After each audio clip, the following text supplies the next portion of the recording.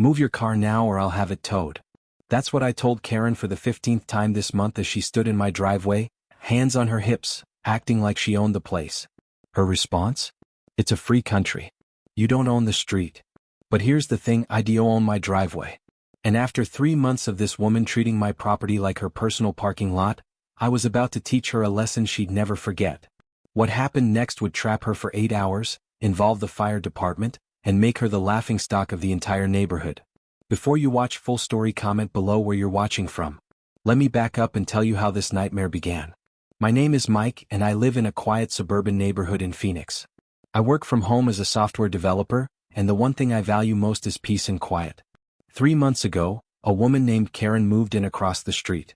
Within a week, I knew my peaceful life was over. It started innocently enough. She parked in my driveway just for 5 minutes, while she ran into her house to grab something. No big deal, right? I figured it was a one-time thing. I was wrong. So very wrong. The next day she did it again. Then again. And again. Soon, Karen was parking in my driveway like it was her God-given right. When I politely asked her to stop, she looked at me like I'd asked her to donate a kidney. It's just a driveway, she said, flipping her bleached blonde hair. Don't be so uptight about it. That's when I knew I was dealing with a special kind of entitled. Over the next few weeks, Karen's parking got progressively worse. What started as 5 minutes turned into hours. She'd park there while she gardened, while she had friends over, even while she went grocery shopping. The breaking point came on a Tuesday morning when I had an important client video call. I needed to move my car to get better internet signal in my garage office, but I couldn't because Karen's massive SUV was blocking my entire driveway. I knocked on her door. No answer. I called the non-emergency police line, but they said it was a civil matter since it was private property. I even left notes on her windshield. Her response to my notes? She started parking there more often, sometimes leaving her car for entire days. That's when my neighbor Bob, a retired mechanic, came over with some interesting information. Mike, you know that woman's been telling everyone in the neighborhood that you gave her permission to park there, right? I nearly choked on my coffee. She said what? Yeah, she's been saying you two have some kind of arrangement. That you don't use your driveway during the day, so you let her park there. I was speechless. Not only was she stealing my parking spot, but she was also lying about it to make herself look reasonable. That night, I made a decision that would change everything. As a software developer, I'm pretty good at research and problem solving. So I spent the next week diving deep into local parking laws, property rights, and creative solutions for driveway protection. That's when I discovered boom gates. For those who don't know, a boom gate is one of those automated barriers you see at parking garages and gated communities. A long arm that raises and lowers to control vehicle access. They're perfectly legal on private property. I found a local company that specialized in residential security systems. The owner, a guy named Steve, laughed when I explained my situation. You wouldn't believe how many calls I get about this exact problem, he said. Entitled neighbors think they can park wherever they want. A boom gate usually solves it pretty quickly. The system he recommended was perfect. Motion sensors would detect when my car approached, and the gate would automatically raise. For anyone else? Sorry, no entry. The best part? It came with a mobile app that let me control it remotely and even had cameras to record everything. How long does installation take? I asked. About 4 hours. We can do it this Saturday morning. I booked the appointment immediately. Saturday morning arrived and Steve's crew was at my house at 8 a.m. sharp. Karen's car was predictably already in my driveway. She'd parked there Friday night and apparently had no plans to move it. We're going to need that car moved, Steve told me, looking at Karen's SUV. I walked across the street and knocked on Karen's door. She answered in her bathrobe, looking annoyed. What do you want, Mike? It's 8 a.m. on a Saturday. I need you to move your car. I'm having some work done on my driveway. She rolled her eyes dramatically. Can't it wait? I'm not even dressed yet. Karen, it's my driveway. Move your car. Now. She huffed and puffed but eventually came out and moved her SUV, all while muttering about inconsiderate neighbors and property Nazis. The installation took exactly 4 hours. By noon, I had a beautiful, professional-grade boom gate at the entrance to my driveway. The metal arm stretched across the entire width, making it impossible for any car to enter without authorization. Steve's crew tested everything twice, showed me how to use the app and explain the camera system. I could watch live footage, review recordings, and control the gate from anywhere in the world. Just remember, Steve warned with a grin, Once this gate is active, anyone who tries to force their way in is technically trespassing. The cameras will record everything and you'll have legal grounds to call the police. I thanked him and paid the bill. It wasn't cheap, $3,500 for the full system, but considering 3 months of stress and frustration, it felt worth every penny. Now came the fun part, waiting for Karen to try parking in my driveway again. I didn't have to wait long. Monday morning, I was working in my home office when I got an alert on my phone. Someone was approaching my driveway. I opened the app and watched the live camera feed. There was Karen driving her SUV straight toward my driveway like she owned the place. The boom gate was down, clearly visible, but she didn't slow down. She stopped her car right in front of the barrier and just sat there. For a full 2 minutes, she stared at the boom gate like it was some alien technology she couldn't comprehend. Then she got out of her car. "Mike," she screamed toward my house. "What is this thing?" I could have gone outside and explained, but I was enjoying the show too much. Through the camera, I watched her walk around the boom gate, examining it from every angle like she was studying a museum exhibit. She tried pushing the arm up manually. It didn't budge. The system was designed to be tamper-proof. After 10 minutes of futile struggling, she got back in her car and drove away. I assumed that would be the end of it. Again, I was wrong. Tuesday afternoon, Karen was back. This time she came prepared. She had a measuring tape, a notebook, and what looked like legal documents in her hands. She spent 20 minutes measuring the distance from the street to my garage, taking photos of the boom gate from every angle, and writing notes furiously. When she was done, she marched up to my front door and pounded on it like the police. I opened the door to find her holding a printed page from the internet. "This is illegal," she announced, waving the paper in my face. "You can't block a public right-of-way." I glanced at the paper. It was some random blog post about parking laws that had nothing to do with our situation. "Karen, that's my private driveway. I can block it if I want. The city code says. The city code says I can do whatever I want on my own property as long as it doesn't violate building codes. The boom gate is legal, permitted, and permanent." Her face went through several shades of red. "This is harassment." "No, Karen. Parking in someone else's driveway without permission is harassment. This is problem solving." She stormed off, muttering about property lawyers and homeowner associations. I figured she'd give up and find somewhere else to park. You'd think I'd have learned by now not to underestimate Karen's entitlement. Wednesday morning brought a new development. I woke up to find a car parked on the street directly in front of my driveway. Not in my driveway, that was impossible now, but positioned so close to the entrance that I couldn't get my own car out. It was Karen's car and it was perfectly legal. She was parked on a public street, not violating any traffic laws, but making my life difficult in a whole new way. I had to admit it was actually pretty clever. But two could play this game. I called the city parking enforcement and learned something interesting. While Karen could legally park in front of my driveway on the street, she couldn't park there for more than 72 hours without moving the car at least 1 block away. I started keeping detailed logs of when her car arrived and how long it stayed. I also discovered that my new camera system had an excellent view of the street, so I had video evidence of everything. Thursday came and went. Friday too. Karen's car sat in the same spot for 78 hours straight. That's when I called parking enforcement and reported an abandoned vehicle. Saturday morning, I was enjoying my coffee when I heard a diesel engine rumbling outside. Through my window, I saw a tow truck pulling up behind Karen's SUV. The driver got out, checked his paperwork, and started hooking up her car. That's when Karen came flying out of her house like a bat out of hell. "Stop. That's my car." The tow truck driver, a patient man who'd clearly dealt with this before, showed her the city citation. "Ma'am, this vehicle has been parked in the same spot for over 72 hours. City ordinance requires it to be moved." "But I live right there," she pointed at her house. "Doesn't matter. Law's the law." Karen's face was turning purple. "This is a setup. My neighbor called you." The driver shrugged. "Someone reported it, yeah. But it's still in violation." "How much to get it back?" "Towing fee is $150, plus $25 per day storage. You can pick it up after you pay the citation at the city office." I watched from my window as Karen had a complete meltdown on the street.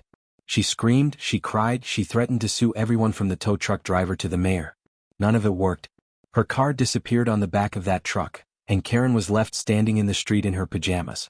I thought this might finally be the end of our parking war. Nope. Karen got her car back Monday afternoon, and by Tuesday morning she'd escalated to a whole new level of crazy. She started parking in my driveway again. Not her car, she'd learned that lesson. Instead, she was borrowing cars from friends and family members and parking those in my driveway. Tuesday was her sister's Honda. Wednesday was some beat-up pickup truck.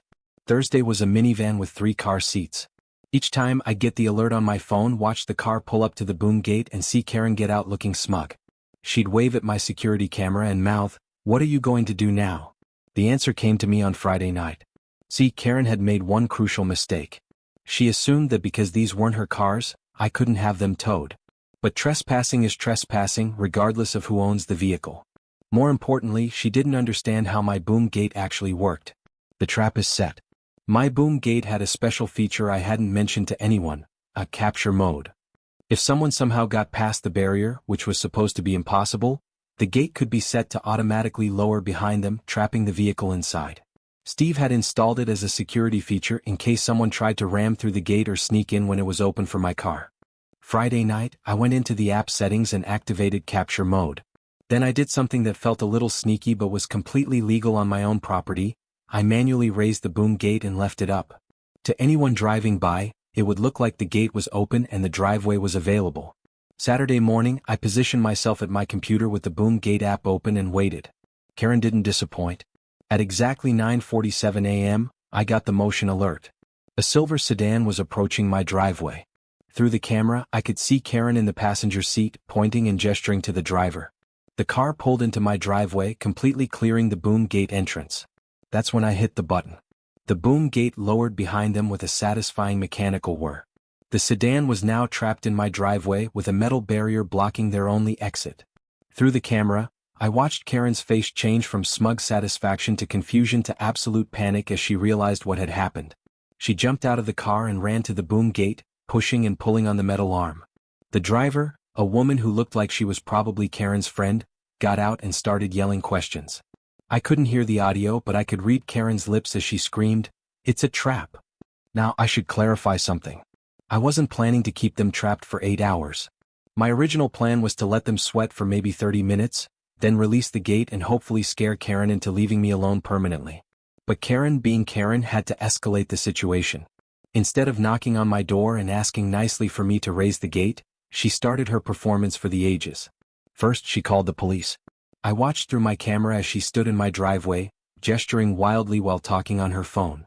She was clearly telling them that she was being held against her will by some kind of mechanical torture device. 20 minutes later, 2 police officers arrived. I went outside to meet them. "Sir, we got a call about someone being trapped in your driveway?" I pointed to the boom gate. "That's my security system. Those women trespassed on my property, and the gate automatically secured behind them." The officers looked at Karen, who was now crying dramatically and claiming she was practically kidnapped. "Ma'am," one of the officers said patiently, "this is private property. You weren't supposed to be here in the first place. But the gate was open. It was like an invitation. That doesn't give you the right to park here." The officer turned to me. "Can you open the gate and let them out?" "Of course," I said, pulling out my phone. "But I want it on record that this woman has been trespassing on my property for months. I have video evidence of repeated violations." I showed them some of the security footage from previous weeks. The officers took notes and told Karen that she needed to stop parking on my property or face criminal trespassing charges. I opened the app to raise the gate, and that's when I discovered the problem. "The app isn't responding," I told the officers, frowning at my phone. I tried closing and reopening the app. I tried turning my phone off and on. I even tried using the manual override button on the gate control box. Nothing worked. "What does that mean?" Karen demanded. "It means there's some kind of technical malfunction," I said. "The gate system is locked in secure mode." This was partially true. The app was being glitchy and the manual override wasn't responding. But honestly, I wasn't trying very hard to fix it. "How long until you can get it fixed?" one of the officers asked. "I'll have to call the installation company." "Probably a few hours." Karen's face went white. "A few hours? I can't stay here for hours. I have appointments. I have a life." "Maybe you should have thought of that before trespassing," I replied. While I called Steve's company to request emergency service, Karen took her drama to the next level. She started live streaming the whole thing on Facebook. "Day 1 of being held hostage by my psycho neighbor," she announced to her phone camera. "He's got me trapped in his driveway with some kind of medieval torture device." She gave her followers a full tour of my driveway, dramatically explaining how the evil boom gate had captured her like some kind of mechanical predator. Within an hour, her live stream had hundreds of viewers and dozens of comments. Most of them were laughing at her, but Karen was convinced she was building a case for something. That's when the news van showed up. Apparently, one of Karen's Facebook friends worked for a local news station and thought woman trapped by neighbor's boom gate would make a good human interest story. A reporter and cameraman set up on the street and started interviewing Karen through the fence. She was in full victim mode, talking about property harassment and mechanical assault. The reporter then asked to interview me. This woman has been parking in my driveway without permission for 3 months, I explained calmly. I installed a legal security system to protect my property. She chose to trespass and now she's dealing with the consequences. But isn't trapping someone a bit extreme? I'm not trapping anyone. There's a technical malfunction with the gate system. I've called for emergency repair service. Which was true. Steve was on his way, but he told me it would be a few hours because he was finishing another job. Around hour 4, Karen called the fire department. Apparently, she convinced them that she was trapped in a confined space and couldn't escape. 2 fire trucks showed up with full emergency crews. The fire chief, a no-nonsense woman named Captain Rodriguez, assessed the situation quickly. Ma'am, you're not trapped. You're in an open driveway. You can walk out any time you want. But my car is trapped. That's not a fire department issue. That's a civil matter. What if there's an emergency? What if I need to get to the hospital? Captain Rodriguez looked at her with the patience of someone who dealt with ridiculous emergency calls regularly. Then you'd walk out of the driveway and call an ambulance. The fire department left after confirming there was no actual emergency. By hour 5, Karen had called her lawyer. I put that in quotes because it turned out to be her divorce attorney from 2018, who specialized in family law and probably knew nothing about property disputes. Still, Karen put him on speakerphone so everyone could hear her legal case. This is unlawful imprisonment, the lawyer declared without seeing the situation. You have grounds for a lawsuit. Actually, I interjected, she's on my private property without permission. In Arizona, that's criminal trespassing. She can leave any time she wants, she just can't take her car. The car is being held hostage. The car is evidence of a trespassing violation. I have every right to prevent it from leaving until police sort this out. The lawyer went quiet for a moment. I'll have to research Arizona property law and call you back. He never called back. While we waited for Steve to arrive, Karen's Facebook live stream had gone viral. Not in the way she expected. The comments were brutal. Why are you in someone else's driveway? Play stupid games, win stupid prizes. Karen got Karen'd. This man is a hero. People were sharing the video with captions like, entitled neighbor gets exactly what she deserves, and the most satisfying karma video ever. Karen was getting increasingly frustrated with the comments. She kept trying to explain that she was the victim, but the internet had already made up its mind. You people don't understand, she yelled at her phone. This is harassment. This is abuse. This is justice, someone commented. That's when she turned off the live stream. Hour 6 was when Karen truly lost it. She'd been standing in my driveway for most of the day, alternating between crying, yelling, and making phone calls to various authorities who couldn't or wouldn't help her. Her friend who owned the car had long since called an Uber and left, claiming she had kids to pick up and couldn't wait anymore. So now Karen was alone in my driveway with a car that wasn't even hers, completely trapped by her own stubbornness and entitlement. That's when she started banging on my front door. Mike, open this door right now. I opened it but left the security chain attached. What can I help you with, Karen?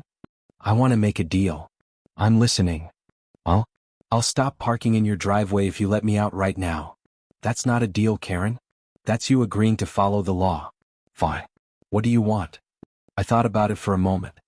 A written apology to every neighbor you've lied to about having permission to park here. Posted on the neighborhood Facebook group. Her face contorted with rage. Never. Then I guess you'll be waiting for the repair technician. I closed the door. Steve finally arrived at hour 7, driving up in his service van with emergency boom gate repair signs that he'd clearly made just for this occasion. He was trying not to laugh as he assessed the malfunction. Yep, definitely a technical issue, he announced loudly enough for Karen to hear. Gonna take me at least an hour to run full diagnostics. He then spent the next hour very slowly and methodically checking every component of the boom gate system, occasionally shaking his head and muttering about complex mechanical issues. Karen was beside herself. How hard can it be to push a button? Ma'am, this is precision German engineering, Steve replied with a completely straight face. Can't just push buttons willy-nilly. I later found out Steve was having the time of his life. Apparently, Karen had been incredibly rude to his installation crew when they first set up the gate, complaining about the noise and demanding they work around her parking schedule. By hour 8, Karen was done. Completely, utterly done. She sat on the curb next to the trapped car and called her sister to come pick her up. I'll deal with the car tomorrow, she told her sister on the phone. I just want to go home. That's when Steve announced he'd found the problem. Looks like a calibration error in the proximity sensor, he declared. Should be fixed now. He pressed a button on his tablet, and the boom gate slowly raised. Karen didn't even look back. She just walked to her sister's car and left. The trapped car, which belonged to Karen's friend, sat in my driveway for 3 more days before the friend finally returned with a spare key to retrieve it. The next morning, I woke up to find something amazing. A written apology posted in our neighborhood Facebook group. I want to apologize to my neighbors for spreading false information about having permission to park in Mike's driveway. I was wrong and I'm sorry for any confusion I caused. I will no longer be parking on anyone else's property without permission. Karen. Attached was a photo of the handwritten note, clearly written under extreme duress. But that wasn't the best part. The best part was that Karen had apparently learned her lesson. She never parked in my driveway again. She never parked in front of it again. She actually went out of her way to avoid my entire property. The boom gate had worked exactly as intended. Karen's Facebook live stream had been saved and reposted across multiple platforms. Within a week, Boomgate Karen had millions of views on TikTok, YouTube, and Twitter. The video spawned countless memes, remixes, and reaction videos. My personal favorite was someone who edited the footage to add dramatic music when the boom gate lowered, like something from a spy movie. Local news stations picked up the story. National news stations picked up the story. I even got calls from 2 different TV shows wanting to interview me. I declined most of the media requests, but I did agree to one local interview where I could explain the full context and emphasize that property rights matter. The Boomgate company, Steve's business, saw a massive spike in inquiries. Apparently, my story had inspired dozens of other homeowners to install their own driveway protection systems. Steve sent me a gift basket with a note. Thanks for the best advertising we've ever had. It's been 6 months since the Great Boomgate incident, and my life has returned to peaceful normalcy. Karen still lives across the street, but she's a changed woman. She parks in her own driveway, minds her own business, and actually waves when she sees me, though she looks embarrassed every time. The boom gate has worked flawlessly. I've never had another parking problem, and several other neighbors have installed similar systems after dealing with their own entitled parkers. My property value has probably increased, both from the security system and from the fame. Real estate agents have started marketing homes in our neighborhood as being in the Boomgate Karen area, apparently seeing it as a selling point. But the best part? The absolute best part of this whole story? 2 months after the incident, Karen's house went up for sale. She couldn't handle being the neighborhood laughingstock and decided to move somewhere with more understanding neighbors. The house sold quickly to a lovely retired couple who keep to themselves and have never once parked in anyone else's driveway. Looking back, I learned a few important things from this experience. First, sometimes the best way to deal with entitled people is to let them trap themselves with their own behavior. Second, technology can be a wonderful thing when used properly and legally. Third, never underestimate the power of social media to deliver instant karma. And finally, a $3,500 Boomgate system is a small price to pay for peace of mind and the most entertaining 8 hours of my entire life. Would I do it again? Absolutely. Would I recommend it to others dealing with similar problems? With proper legal advice and permits, definitely. The boom gate still stands guard over my driveway, ready to protect my property from the next entitled neighbor who thinks the rules don't apply to them. But something tells me word has gotten around the neighborhood. I haven't had a single unauthorized parking attempt since Karen's dramatic exit. Sometimes, one legendary Karen takedown is all it takes to solve the problem permanently. What would you have done in my situation? Comment below with your revenge ideas. And don't forget to subscribe for more unbelievable neighbor stories.